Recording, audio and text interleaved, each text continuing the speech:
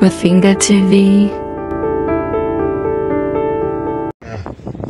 Sasa zinazofuata ni salamu za wilaya kwa maana salamu za serikali. Na kuomba wewe mwenyewe karibu uje uweze kutoa maelekezo na salamu za pole. Awali ya yote niungane na wenzangu kumshukuru Mwenyezi Mungu kwa siku ya leo. Pamoja na kwamba ni siku ngumu, lakini maandiko yanatuambia tushukuru kwa kila jambo. Kwa hiyo niungane na wenzangu wote waliotangulia kumshukuru Mungu kwamba tumefika leo. Tuna jambo gumu mbele yetu, lakini hajaendelea kutuacha, amekuwa pamoja nasi mpaka leo tunapoenda kuwapumzisha wenzetu.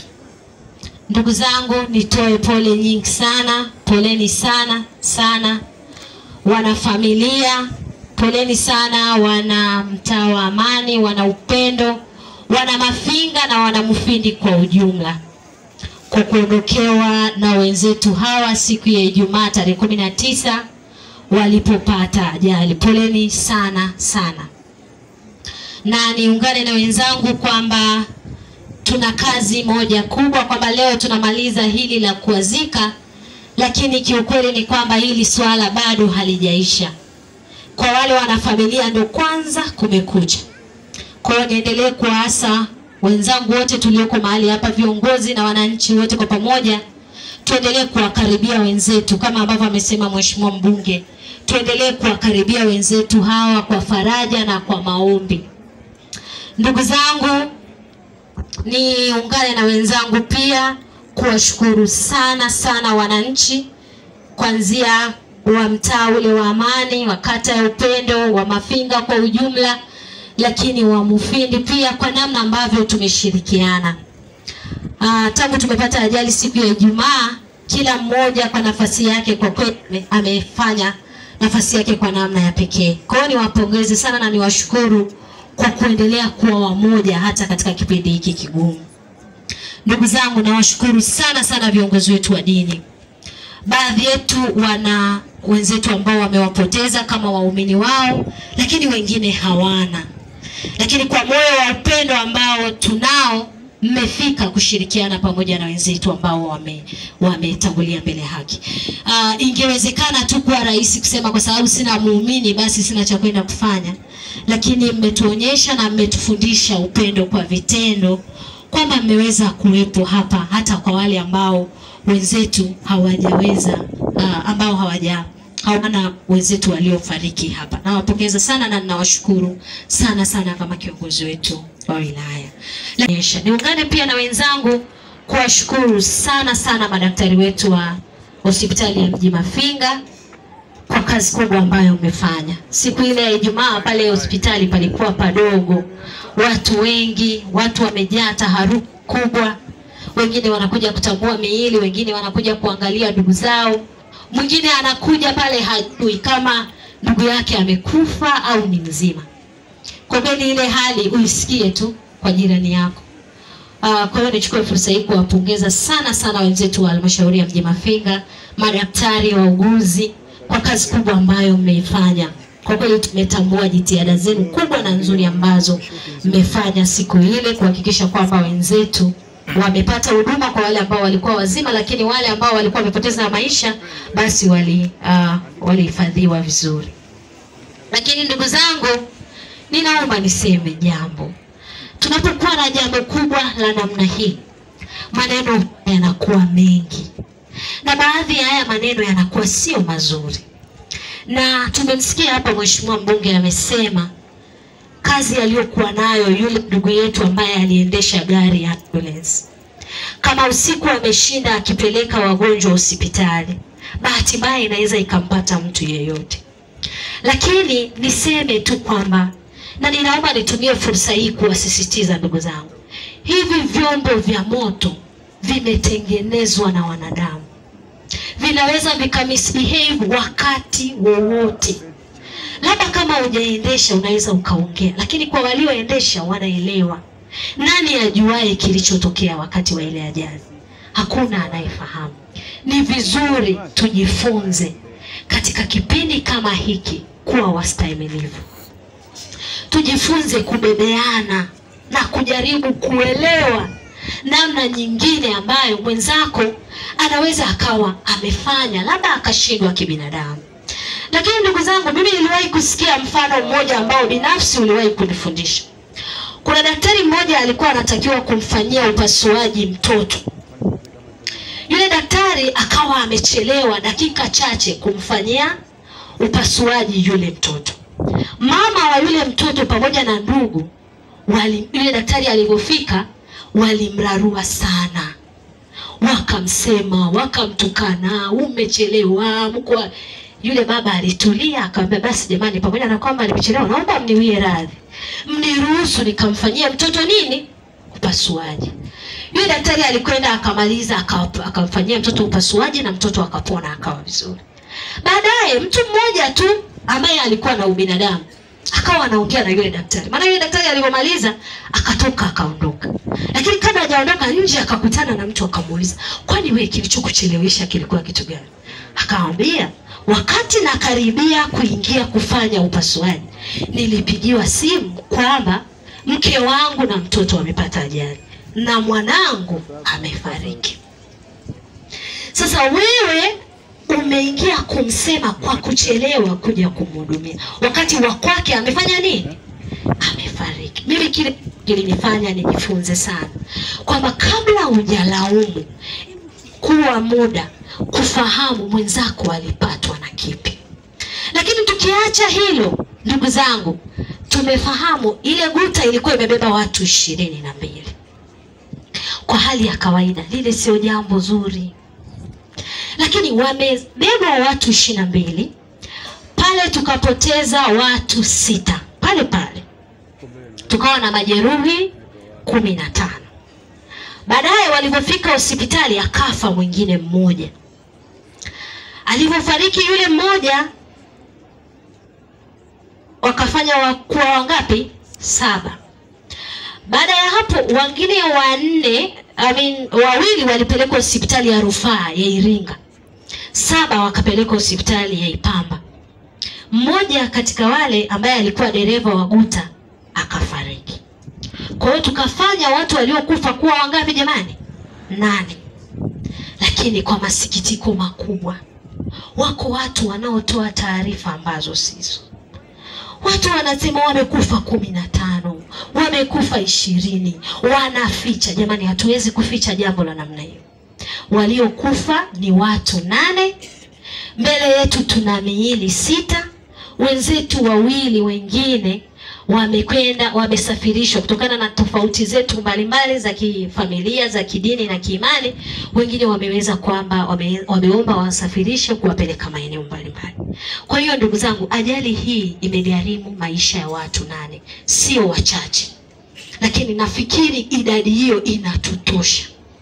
Tuendelee kumuomba Mungu kwa maombi kwamba wale wenzetu waliojalazwa mahospitalini basi warejee katika afya zao, waendelee na kazi. Lakini wale wenzetu ambao wanatuchapishia taarifa za uongo na kutuongezea idadi ya waliokufa, jamani, hawa 8 wanatutosha. Ni waombe sana sana tuache kusema na kutoa taharuki kwa jamii, kuongeza idadi. Ni rahisi tu kuongeza idadi kama akuhusu.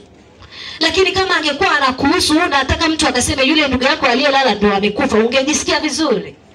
Naomba sana ndugu zangu, jitahidi kuacha kutoa taarifa za uongo tunapopata majanga kama haya.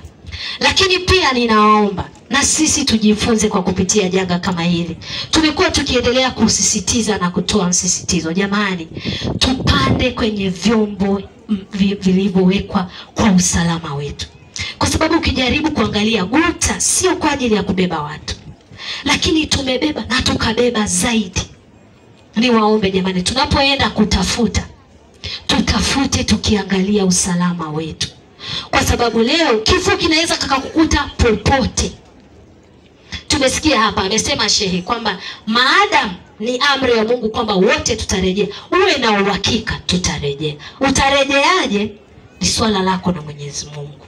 Lakini ninaomba tuhakikishe kwamba tunakaa usalama wetu mbele tunapokuwa tunaenda kutafuta. Na bahati nzuri tupo na maaskari wetu hapo wa usalama barabarani. mimi niendelee kuwasisitiza kwenye haya magari yanayojaza watu, tuendelee kuwa wakali. Wala tusiogope, maana wengi wanakuwa wakali. Kabla kitu hakijatukuta, huwa tunakuwa wakali sana ndugu zangu. Lakini waombe maaskari wa barabarani tuendelee kuwa wakali katika hili. Tusifumbie macho. Kwa sababu laiti kama angekuwepo askari wa barabarani ambaye aliwaona kabla ya hili na kuwaacha labda kwa sababu yoyote, leo hawezi kujisamehe. Anasema labda ningewatoa, labda wasingekufa hivi. Labda ningesimamisha, labda ningewapunguza kwenye hili gari. Kwa hiyo niwaombe sana ndugu zangu, tunapoenda kutafuta tuangalie usalama wetu. Lakini si kutafuta tu, hata wakati wa kuvuka barabara. Nimekuwa nashuhudia mambo mengi sana wakati wa uvukaji wa barabara. Hasa maeneo yetu hapa Kinyanambo. Unakuta mtu anazoea sana gari. Unakuta mtu anavuka anasema kwani hanioni? Ndugu zangu, saa nyingine hakuoni. Watu wanaoendesha magari saa nyingine akili haiko hapo. Lakini ndio amekuona, amesha kugonga, ndio ameenda kufungwa. Lakini si umeshapoteza maisha? Lakini si umeshapata ulemavu? Hebu tuangalie kabla hujamweka mtu majaribuni kwa usalama wako. Angalia kwanza usalama wako. Kwa sababu inawezekana akaja kweli kuchukuliwa hatua, lakini tayari wewe umeshaingia matatizoni. Tayari umeshapoteza maisha. Kwa hiyo ninawaomba sana wana Mafinga, tuache tabia ya kuzoea vyombo vya moto. Kwa sababu chombo cha moto kimetengenezwa na mwanadamu. Kinaweza kikakosa breki.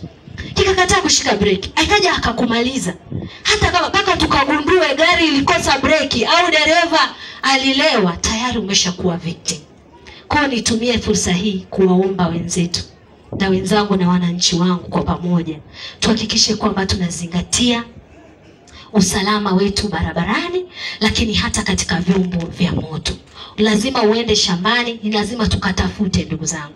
Hatuwezi leo kusema kwa sababu wenzetu wamekufa wakienda shambani basi tuache kuenda shambani.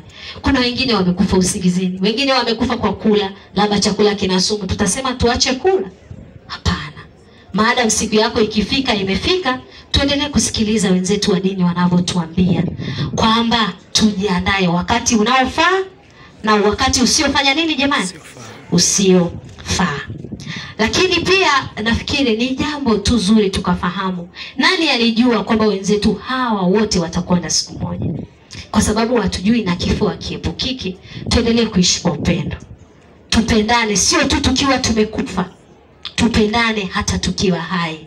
Tuendelee kulindana, tuendelee kutunzana ili tusaidiane kuhakikisha kwamba tunaishi kwa upendo na kwa amani zaidi.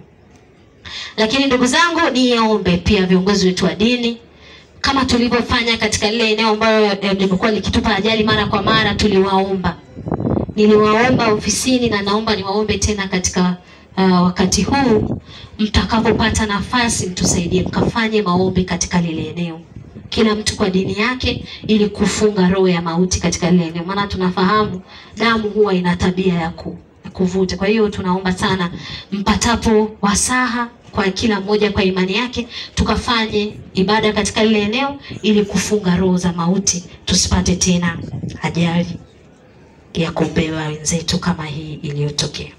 Lakini pia ninaomba nishukuru halmashauri sana pamoja na serikali yetu ya wilaya, kama walivyotangulia kusema wenzangu.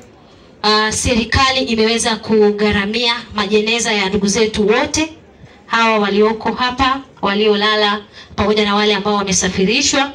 Lakini pia wameweza kuchangia usafiri kwa wale ambao walihitaji kuwasafirisha, kama tulivyosikia wenzetu wengine ni Waludewa, wengine wa Isaravanu, na mwingine niliambiwa yule ni wa Igoole. Tumesimamia tunahakikisha kwamba ndugu zetu wamefikishwa katika maeneo hayo. Lakini pia hata chakula tutakachoshiriki leo pia kimegharamiwa na serikali yetu.